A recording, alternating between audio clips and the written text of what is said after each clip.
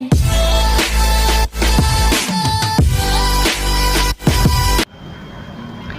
Viewers, welcome to ज्योतिष तीर्थ astrology.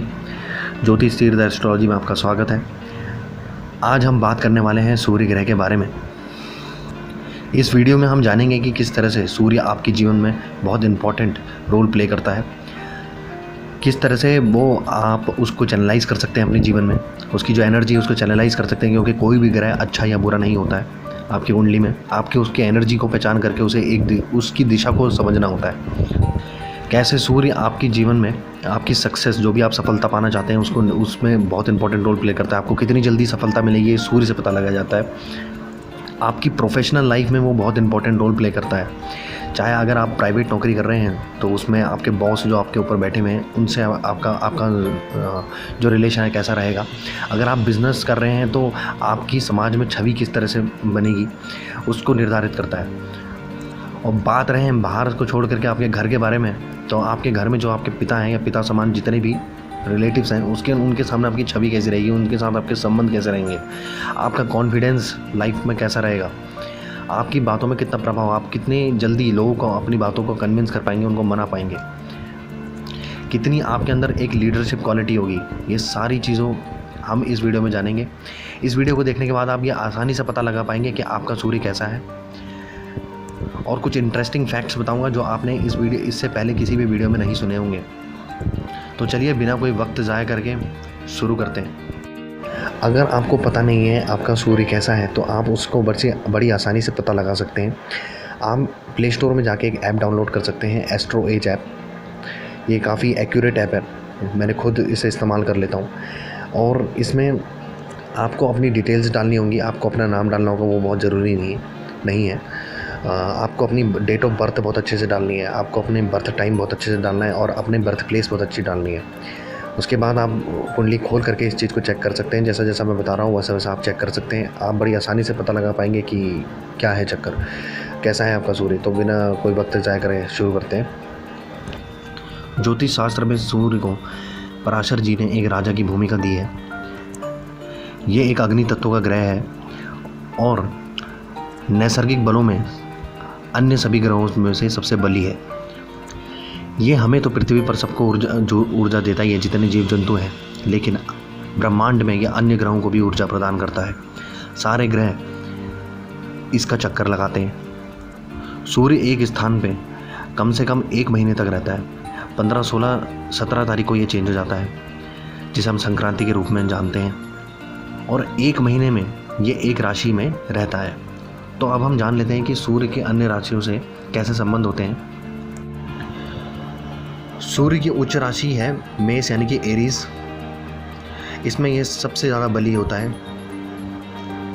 और इसकी अपनी खुद की राशि होती है सिंह यानी कि लियो, जिसमें 1 से लेकर 20 डिग्री में ये मूल त्रिकोण का फल देता है, यानी कि उच्च से थोड़ा कम फल देता है। उसके बाद 20 से लेकर 30 डिग्री में सिंह राशि में ही ये स्वराशि का प्रभाव देता है, यानी कि मूल त्रिकोण से कम बली। और सबसे कम बली ये होता है तुला यानी कि लिब्रा साइन में। तुला राशि इसकी नीच राशि होती है। सूर्य की बाकी राशियों से संबंध को देखने के लिए हम ये देखेंगे कि ये इसका तत्व क्या है। ये अपने फ्रेंड की राशि यानी कि मित्र की राशि में बैठा है या शत्रु राशि में बैठा है यानी कि एनिमी साइन में बैठा है। अगर ये अपनी मित्र की राशियों में होगा तो जाहिर सी बात है अच्छा फल देगा, और जो इसकी शत्रु की राशि में होगा यानी कि एनिमी साइन में होगा तो वहाँ पे ये थोड़ा बुरा प्रभाव देगा। और जो सम का जो जिससे ये ना मित्रता रखता है ना शत्रुता रखता है, उसके साथ ही सम का प्रभाव देगा। तो सूर्य के जो मित्र ग्रह होते हैं जिनसे वो मित्रता रखता है वो है मार्स यानी कि मंगल, बृहस्पति यानी कि गुरु यानी कि जुपिटर, या फिर मून यानी कि चंद्रमा। इनसे ये मित्रता है। अगर इनकी राशियों में बैठा हुआ है तो ये बहुत अच्छा प्रभाव देगा। अगर ये शनि की राशि में बैठा हुआ है यानी कि सैटर्न, या फिर ये शुक्र की राशि में बैठा हुआ है यानी कि वीनस की राशि में, तो ये बुरा प्रभाव देगा। और अगर ये बुध की राशि में बैठता है तो फिर ये सम का फल देता है। ठीक है। यानी कि न्यूट्रल साइन होता है इसका ये।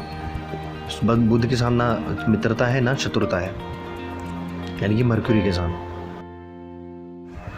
अगर आपका सूर्य 1, 4, 5, 8, 9 या 12 इन नंबरों के ऊपर लिखा है तो आपका सूर्य अच्छा है, यानी कि फ्रेंडली साइन में है, मित्र राशि में है। अगर आपका सूर्य 2, 7, 10 या 11 इन राशियों के ऊपर या इन नंबरों के ऊपर लिखा हुआ है, जब आप कुंडली देखेंगे तो वो शत्रु राशि का यानी कि बुरा प्रभाव देगा वहाँ पे। अगर आपका सूर्य 3 या 6 नंबर के ऊपर लिखा हुआ है तो वहाँ पर न्यूट्रल है, यानी कि सम है, ना ज़्यादा अच्छा ना ज़्यादा बुरा। लेकिन यहाँ पे भी कुछ चीज़ें समझने वाली बात है कि अच्छा बुरा है क्या। ये जितनी राशियाँ मैंने बताई, ये सबकी अपना अपना नेचर होता है, अपना अपने इसके तत्व हैं। अगर ये अच्छा देगा तो उस हिसाब से, उस राशि के नेचर के हिसाब से फल देगा। अगर ये बुरा प्रभाव देगा तो उस राशि के हिसाब से फल देगा। अगर आपका सूर्य 1, 5 या 9 नंबर के ऊपर बैठा हुआ है तो ये अग्नि तत्व की राशियाँ हैं और सूर्य भी अग्नि तत्व है। तो अग्नि तत्व की राशि में बैठेगा तो जाहिर सी बात है अच्छा फल देगा।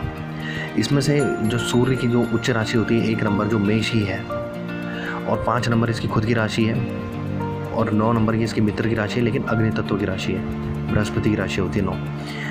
4, 8, 12 यहाँ पे इसका तत्व तो मैच नहीं होता क्योंकि ये जल तत्व की राशि है। अग्नि तत्व का जल तत्व से कोई मतलब नहीं है, लेकिन ये फिर भी इसकी मित्र की राशि है तो ये उससे कम प्रभाव अच्छा देगा, लेकिन देगा अच्छा सही देगा। और अगर हम बात करते हैं 2, 7 नंबर के ऊपर जो है जो सूर्य है वो नीच का हो जाता है, ठीक है। और ये यहाँ पे थोड़ा समझने वाली बात है, अगर 7 नंबर के ऊपर है तो ये नीच का होगा। यहाँ पे उस एलिमेंट की, उस तत्व की कमज़ोरी आपको महसूस होगी। और 3 या 6 जो बुध की राशि हैं, यहाँ पे ये न्यूट्रल साइन में होता है। अब सूर्य के कारक तत्वों की हम बात करेंगे, यानी कि किस किस चीज़ों को आपके जीवन में कंट्रोल करता है। अगर हम सूर्य की इंपॉर्टेंस इसी बात से पता लगाई जा सकती है कि क्योंकि सूर्य आपका कारक होता है आत्मा का, आपकी सोल का। आप क्या चाहते हैं, आपकी आत्मा क्या चाहती है, आपका अंतर्मन क्या चाहता है, आप अंदर से क्या चाहते हैं, वो इसी से पता लगेगी कि आपका सूर्य कहाँ पे है। आप कितनी जल्दी सक्सेस होना चाहते हैं, आप कितनी जल्दी चमकेंगे अपनी लाइफ में, वो भी सूर्य से पता लगती है।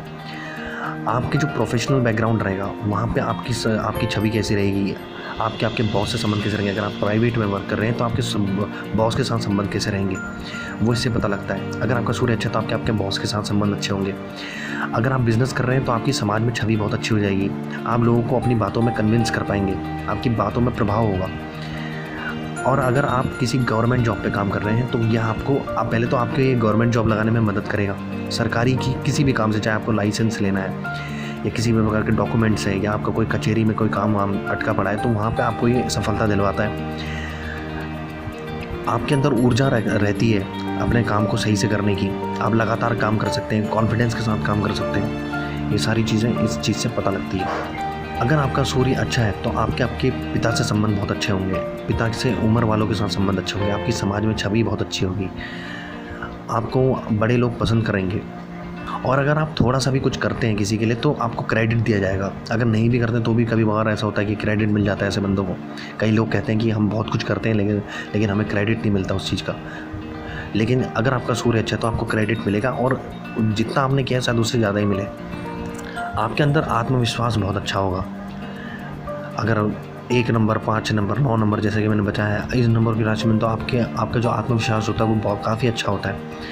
ये जो छोटी छोटी चीज़ें हैं, ये एक बेसिक नेचर है आपके। अगर आपको हड्डियों की, आपके ये जो सूर्य है ये कारक होता है हड्डियों का, चर्म का, यानी कि स्किन, बीपी का, यानी कि आपकी खून का कारक है बहुत हद तक, ब्लड प्रेशर का, उसमें भी अगर देखा जाए तो प्योरली, तो इन सब का ये कारक होता है। अगर आपको का सूर्य ख़राब है तो आपको इन सब चीज़ों की से रिलेटेड प्रॉब्लम हो सकती है, हड्डी रोग से रिलेटेड प्रॉब्लम हो सकती है, ब्लड प्रेशर से रिलेटेड प्रॉब्लम हो सकती है, स्किन से प्रॉब्लम हो सकती है, पित्त हो सकते हैं, ये सब चीज़ें हो सकती हैं। आँखों का ये कारक है। अगर आपकी आँखें बहुत जल्दी ख़राब हो रही हैं तो समझ लें ये आपका सूर्य कहीं ना कहीं ख़राब है।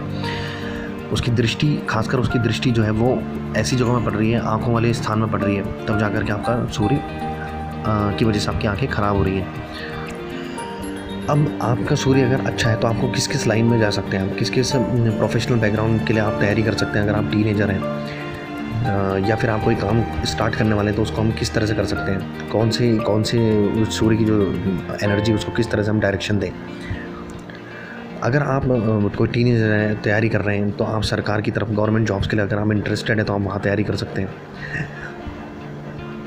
एडमिन सर्विसेज के लिए जा सकते हैं, वहाँ में आपको ये विशेषकर प्रभाव देगा। आप पॉलिटिक्स में जा सकते हैं, पॉलिटिक्स भी बिना सूर्य के अच्छा हुआ है, आप पॉलिटिक्स में अपना दाव नहीं चल सकते हैं। इलेक्शन जीतना तो आप भूल ही जाइए, यहाँ पे बहुत हद तक राहु का भी एक बहुत इंपॉर्टेंट रोल होता है, लेकिन और शनि का भी, लेकिन सूर्य का भी बहुत इंपॉर्टेंट रोल है, क्योंकि आप अगर जीत भी गए तो आप बहुत देर तक वहाँ टिक नहीं पाएंगे अगर आपका सूर्य अच्छा रही है, क्योंकि वो आपकी समाज में छवि को मेंटेन रखता है। अगर आप बिजनेसमैन हैं तो आपकी छवि कैसी रहेगी, आपकी छवि देख करके ही आपके पास कस्टमर्स आएंगे, वो सारी चीज़ें सूर्य से देखी जाती हैं। अगर आपका सूर्य कमज़ोर है तो किसी अच्छे ज्योतिष के सलाह पर, क्योंकि वो सूर्य आपके लिए कैसा है पर्टिकुलर, वो भी एक अलग चीज़ है, इसलिए बहुत सारी चीज़ें होती हैं इसमें। अब मैं एक ही, अगर आप सूर्य को पकड़ के बैठ जाओगे तो ये सब चीज़ें हम नहीं बता सकते, लेकिन अगर आपको सूर्य को बलवान करना है, ठीक है, तो उसके लिए आप माणिक पहन सकते हैं, तो यानी कि रूबी, ये इसका रत्न है, तांबे में डाल के या फिर सोने में डाल के रोज़ सुबह सूर्य को जल चढ़ा सकते हैं। ये बहुत प्रैक्टिकल चीज़ें हैं जो मैं आपको बता रहा हूँ।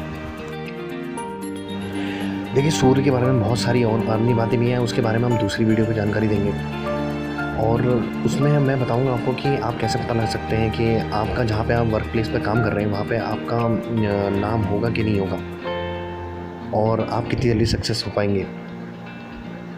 और सारे भावों से उस सूर्य का संबंध आपको मैं बताऊंगा अगली वीडियो में। तो ये हमारा जो सीरीज़ हमने स्टार्ट की है, इसमें से सूर्य का पूरा कंप्लीट हो जाएगा। बाकी बाद में हम इसे लग्नों पे भी हर प्लेस में, हर राशि में जाकर के गहराई से और नापेंगे, लेकिन उसके लिए हमें पहले सूर्य का उसकी राशियों से समझना ज़रूरी है, फिर भावों से, फिर उसको हम क्लब कर देंगे। फिर जब हम उसे क्लब करेंगे तो हमें एक्चुअल पता लगेगा। जब हम लग्नों की सीरीज़ स्टार्ट करेंगे तो जी, मैं अपनी वाणी को यहीं पे विराम देता हूँ और अगली वीडियो में मिलते हैं। धन्यवाद।